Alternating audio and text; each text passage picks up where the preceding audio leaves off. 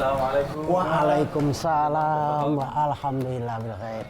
Baru kelihatan lagi nih kemana aja. Agak masjid ini. Tapi ngomong-ngomong, Kakak udah berapa lama ya di sini ya? Waduh, kalau dihitung berapa lamanya mah, ya kurang lebih adalah 10 tahunan. 10 tahun. Iya. Masya Allah. Emang dari dulu sampai sekarang gitu nggak bosen, nggak ingin terbesit nyari aktivitas kegiatan lain, pekerjaan lain gitu? Iya gimana ya, saya juga udah ya hitung-hitung belajar mengistiqomahkan diri aja di sini. Ya insya Allah dengan kita belajar istiqomah, insya Allah jaminannya langsung dari Allah mudah-mudahan. Emang bisa memenuhi kebutuhan hidup? Alhamdulillah. Assalamualaikum. Waalaikumsalam. Lagi ngobrolin apa ini? Kayak janjian kita ini. Cibiru makan durian, biru-biru makin keren ya. Allah karim. Anda dengar tadi ada 10 tahun apa nih 10 tahun? Iya, nih beliau nih istiqomah sekali dan istiqomahnya dengan kesederhanaan hidup kebetulan Kiai. Beliau jadi taklim masjid 10 tahun di sini Kiai. Kalau dahulu mungkin kita bisa mengingat kembali Rasulullah tentang kesederhanaan hidup beliau gitu Kiai. Jadi ya orang yang kaya itu bukan yang banyak harta. Hartanya banyak, tanah ada di setiap tempat, mobilnya mentereng pada mengkilat, rumah berderet pada bertingkat, duit ngitung sampai berlipat-lipat.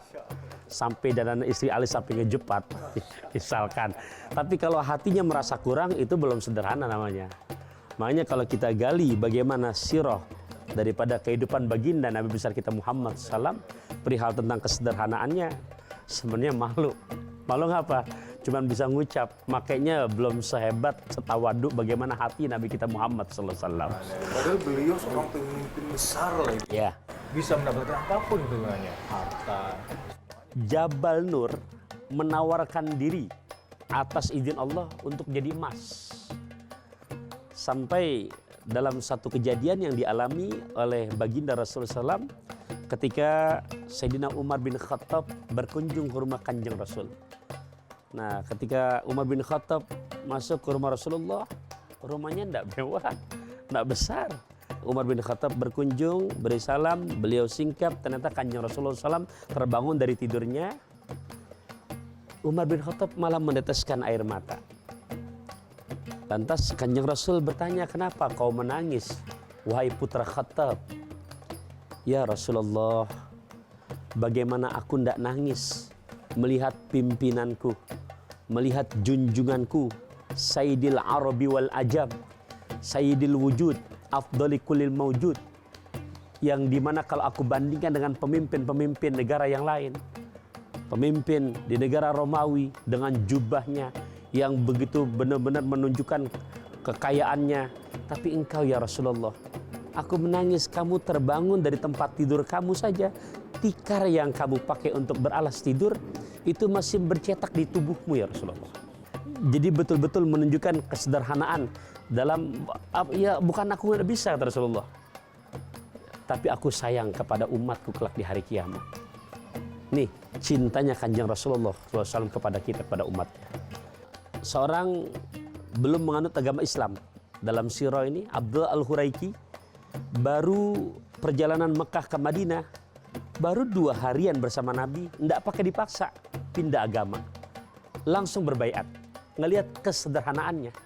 Jadi ketika perjalanan Mekah Madinah kita tahu 486 km. Ya kalau zaman Nabi pakai onta antara 8 harian lah. Nah ternyata di saat di tengah perjalanan Abu Bakar As-Siddiq menyiapkan minuman. Beliau menyiapkan dipersiapkan buat Nabi. Lihat kesederhanaan Rasulullah SAW. Nggak gila hormat loh di sini. Walaupun sebagai pemimpin.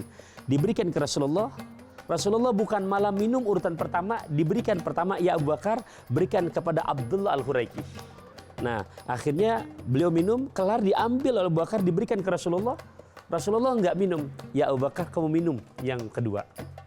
Nah selesai mereka berdua minum. Rasulullah minum restannya. Sisanya. Nah sisanya. Akhirnya Abu Bakar nanya, ya Rasulullah, apa yang kamu lakukan? Apa jawaban Rasulullah? Ya Abu Bakrin khadimul qaum. Ya, khadimul qaum akhiruhum syurban.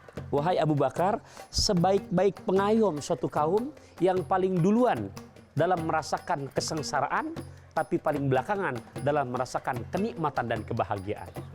Ngedengar jawaban Nabi ini perihal kesederhanaan Rasulullah, langsung Abdullah Al-Huraiki menjulurkan tangan kanannya, ya Muhammad saksikan, asyhadu alla ilaha illallah wa asyhadu anna Muhammadar Rasulullah. Jadi tidak gila hormat. Beda sama kita, kondisi zaman now kadang-kadang merasa sudah jadi orang kaya, pimpinan, anak buah lupa ngucap selamat pagi, ngucap salam, habis itu kan. Nah, atau mungkin lucu mengucapkan titelnya. Nah, inilah kesederhanaan Nabi kita Muhammad SAW. Kalau Kang Maja ini dari cerita sirah ini seperti apa nih jadinya? Ada hikmah yang bisa saya ambil, insya Allah buat meyakinkan saya lagi untuk lebih istiqomah lagi dalam mengurus masjid di sini. Masya Allah. Insya Allah semua peluh keringat yang dikeluarkan Amin, amin, dalam insya Allah. masjid ini Amin. menjadi bernilai pahala ya. Amin ya Allah.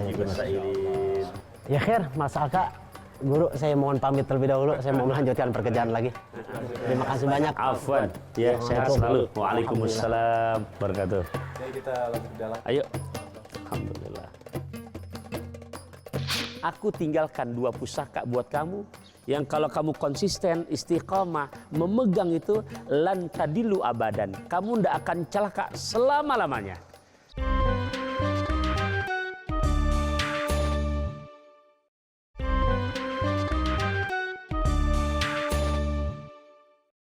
Masya Allah, Kiai. Insya Allah makmur nih masjidnya, Kiai. Ya, ngelihat dari Dewan Takmir Masjid aja subhanallah tanggung jawabnya. Istiqomah tanggung jawabnya, Kiai. Apa tuh, Kiai? Ya. Kiai bicara tentang istiqomah sendiri aja udah sulit kayak buat kita. Apalagi istiqomah dalam kesederhanaan. Bahasa anak sekarang, Ustadz istiqomah berat, capek. Ya iya, saya bilang. Kalau mau ringan istirahat lah. Karena Istiqomah iya ya. nilainya mahal. Kesederhanaan baginda Nabi besar kita Muhammad SAW. Begitu Rasulullah wafat kali meninggalkan Siti Fatimah sekian hektar. Gitu kan, ya apa namanya di sana kendaraan sekian berapa unit, enggak. Rasulullah SAW perihal kesadaran pernah sekali waktu enggak bisa tidur karena keingetan, ya Allah ternyata ada satu harta yang belum disedekahkan. Sederhana tapi masih mencoba untuk selalu sedekah ya. Iya, kan jadi memang motonya tiada hari tanpa sedekah. Dan ingat loh, yang punya kita tuh memang yang kita sedekahkan, bukan yang kita banggakan. Yang punya kita sesungguhnya nanti, di akhirat nanti yang kita sedekahkan. Iya, ini, jadi ya. begini Mas kayak kalau Ustadz ngasih gambaran, Baik, ya. ini hitung-hitungan akhirat ya. 1 juta berarti 10 lembar yang merah. Baik, ya. Berarti 20 lembar kalau yang biru. Kita bagi orang tua kita 500.000. Berarti 5 lembar sudah keluar. Baik, ya. Kita masukin ke kotak amal, ini lagi di masjid, 3 lembar. Sisanya berapa? 2 ya. 2. Hitungan kita. Iya, oke. Kalau hitungan kesederhanaan Rasulullah bukan 2, 8. Oh gitu sih? Iya. Kita bagi orang tua kita. Tidak ada orang tua yang mendapatkan hadiah dari anaknya atau mantunya hitungan jadi kesel. Kira-kira bahagia apa enggak? Ketika kita berbagi ke orang tua, mohon maaf, itu berarti manfaat apa maksiat? Insya Allah maslahat. Maslahat dan manfaatnya. Berarti kalau manfaat dan maslahat hitungannya pahala apa dosa? Insya Allah pahala. Pahala. Berarti kalau pahala hilang atau tetap ada? Insya Allah nambah. Pak. Nambah kan? Oke. Kita bagi masjid ke tromol 3 lembar. Manfaat apa maksiat? Manfaat. Manfaat. Berarti isi pahala apa dosa? Insya Allah. Pahala. Berarti kalau pahala ada apa hilang? Ada. Insya Yang Allah. 2 lembar belum tentu punya kita. Ternyata Allah ambil ajal kita.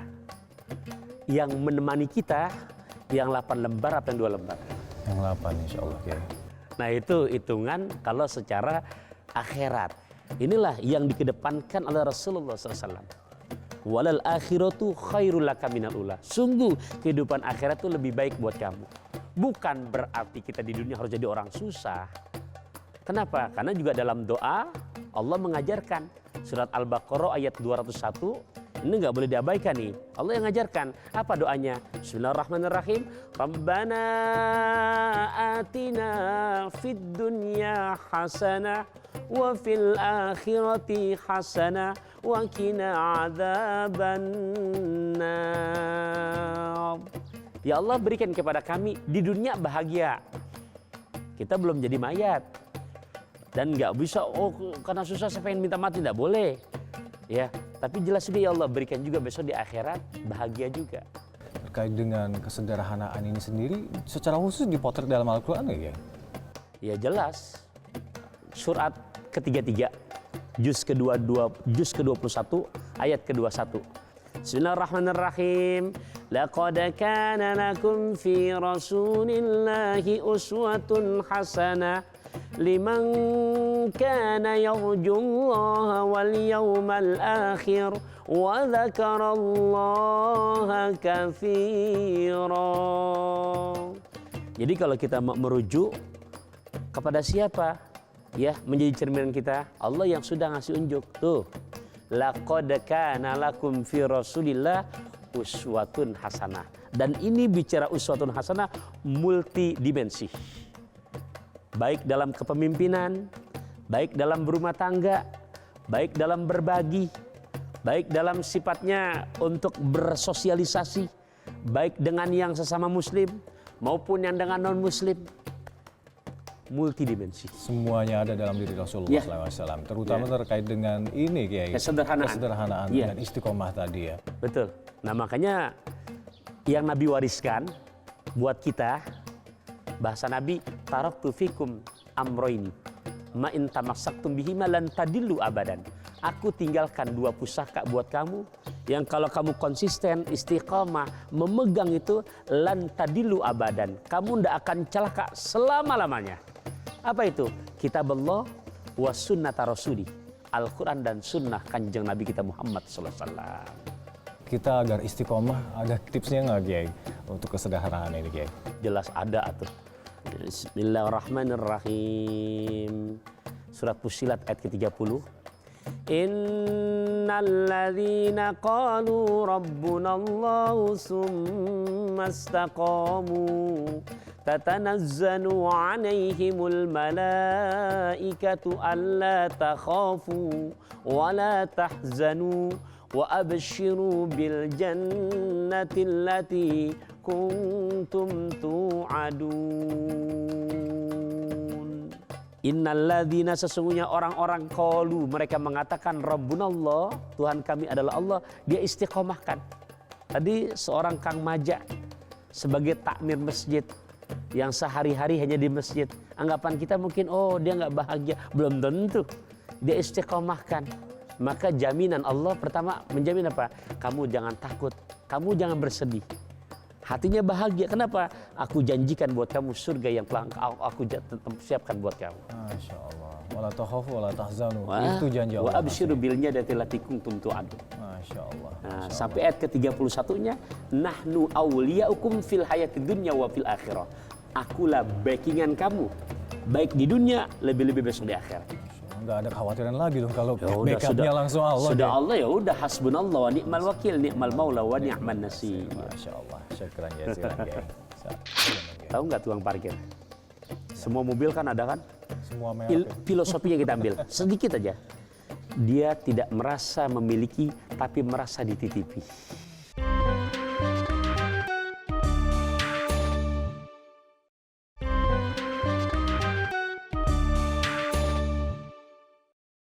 Kiai, zaman digital milenial kayak gini, gampang sekali orang mengekspresikan diri mereka. Seperti aja kayaknya hidup hedon tuh sudah nggak bisa lepas dari budaya kita masing-masing. Pamer, kekayaan dan masing-masing itu semacam itu. Saya seperti apa, masih kecil diajarin orang tua gini, Pik, lo mendingan makan singkong beneran daripada makan keju mimpi. Mimpi ya. Ini bahasa saya pakai sekarang luar biasa manfaat. Nabi menggambarkan jauh-jauh hari dunia itu Allah peruntukkan buat 4 kelompok manusia. Innama dunya li arba'ati nafar. Ini dikutip oleh Al-Imam Nawawi dalam kitab Riyadhus Shalihinnya, ya, di mana keterangan hadis yang diriwayatkan oleh Imam Bukhari Muslim, dunia itu Allah persiapkan buat 4 kelompok manusia. Ya, siapa mereka? Pertama, abdin razaqahullahu ta'ala malan wa ilman. Seseorang hamba yang di dunia Allah kasih rezeki ilmu, rezeki harta. Tapi 3 amalan tetap dia jaga nih. Kalau udah begini insya Allah 7 turunan gak akan habis nih hartanya. 3 hal dijaga. 1, yattaqi fihi rabbah. Nilai ketakwaannya kepada Allah makin tinggi. 2, wa yasilu fihi rahimah. Dia tetap mau nyambungin silaturahim. Baik sama keluarga, sama teman yang dekat yang jauh. Nah, kemudian yang ketiga, wa ya'lamu lillahi fihi haqqan, dan dia tahu di harta yang Allah berikan itu ada hak-hak yang mesti dibagikan. Inilah derajat yang paling tinggi. Ada lagi nomor 2, wahai buat mereka-mereka yang sekiranya, apa kata Rasulullah, abdin razaqahallahu ta'ala ilman walam yarzuqhu malan. Allah kasih dia kelebihan ilmu, tapi harta pas-pasan. Nah, tapi dia punya sikap begini, nggak kebawa dengan hedonisme, bahwa shadiqun niyah, dengan niat yang tulus, dia berkata, lau anna limalan la amiltu bi amali fulan, ya Allah, kayaknya kalau saya jadi si fulan enak, punya duit, saya bersedekah begini-gini. Di hati doang tuh, dia tulus, ada rasa kabita, ya Allah enak ya. Nah, dengan niatnya begitu, maka nilai pahalanya sama dengan yang pertama. Masya Allah. Nomor 3, wahai sahabat-sahabatku yang mungkin Allah amanahkan rezeki yang banyak ini. Naudzubillah min dzalik. Nomor 3 gimana? Abdin razaqahallahu ta'ala malan walam yarzuqhu ilman. Ada lagi kelompok nomor 3 kata Rasulullah, orang yang dikasih sama Allah rezeki harta, tanahnya, perhiasannya, ditinggal oleh orang tuanya, kendaraannya, tapi Allah nggak kasih ilmu. Ternyata dengan hartanya itu bahwa yukhbitu mal, dia salah menggunakan. La yattaqi fihi rabbah, nggak makin bertakwa kepada Allah, wala yasilu fihi rahimah, nggak menyambungkan silaturahim sama orang tua, sama saudara, juga sama teman, wala ya'lamu lillahi fi haqqan, dan dia nggak tahu di situ hartanya ada hak-hak yang mesti diberikan. Inilah seburuk-buruknya derajat. Nah, yang paling parah naudzubillah min dzalik kelompok nomor 4. Abdin lam yarzuqhu malan wala ilman. Kelompok nomor 4 yang dimana Allah nggak kasih harta, nggak kasih ilmu. Rasulullah menggambarkan, kalau kita tanya diri kita muhasabah, mau masuk kelompok yang mana? Keutamaannya untuk bisa hidup sederhana, ya nggak harus sederhana. Kita berpunya, tapi tetap istiqomah. Tadi Kiai bisa takwanya tambah, tetap bisa bersodakoh dan lainnya seperti apa ya? Caranya 2 hal, kata Rasulullah. Al-qayyis mandana nafsahu wa amila lima ba'dal maut. Orang yang cerdas, ya, yang al-qayyis, yang sukses, mandana nafsahu. Dia bisa mengintrospeksi dirinya. Ya Allah, ini harta yang kami dapatkan. Kalau memang boleh hasil kerja, berarti semuanya titipan. Kalau memang boleh hasil dari warisan, ya Allah, saya kalau nggak ada bapak ibu saya, ya terlahirkan jadi orang kaya, tidak mungkin begini. Kemudian kata Rasulullah yang kedua, wa amila lima ba'dal maut, dan dia mempersiapkan bekal sebelum datangnya kematian. Ya, nah ketika inilah 2 hal, itulah yang kata Rasulullah adalah orang yang sukses. Tahu nggak tukang parkir? Semua mobil kan ada kan? Semua mewah. Filosofi yang kita ambil sedikit aja. Dia tidak merasa memiliki, tapi merasa dititipi. Ini yang kita jarang punya sifat ini. Merasa memiliki. Kalau ada yang macam-macam, nyongkel spionnya, marah nggak dia? Marah. Padahal bukan punya dia loh. Tapi dia merasa dititipi. Itu yang seringkali kita lupa ya, bahwa semua yang kita miliki, harta, keluarga, anak istri, jabatan, semuanya titipan. Dititipin kok sombong. Mahal loh. Titipan dong. Masya Allah. Agar kita selalu istiqomah bahwa ini adalah titipan dari Allah SWT. Seperti apa ya Kiai? Ya, salah satunya berkumpul dengan orang-orang soleh. Masya Allah. Ya, mendengarkan kajian-kajian seperti ini. Karena yang bisa mengetuk hati kita ya dengan cara mendengarkan santapan-santapan rohani seperti ini. Masya Allah, Masya Allah. Semoga Anas juga bisa selalu istiqomah, bisa sama-sama doa diperkumpulkan dengan kiai-kiai seperti ulama seperti antum, kiai, biar bisa istiqomah, tertular solehnya, istiqomah dalam jalan Allah Subhanahu Wa Taala, kiai. Tayyib, kiai. Syukran jazilan, kita sambil jalan ke tempat yang lain, kiai. Tafadhal, kiai. Metro TV, knowledge to elevate. Jelajahi cara baru mendapatkan informasi. Download Metro TV Extend sekarang.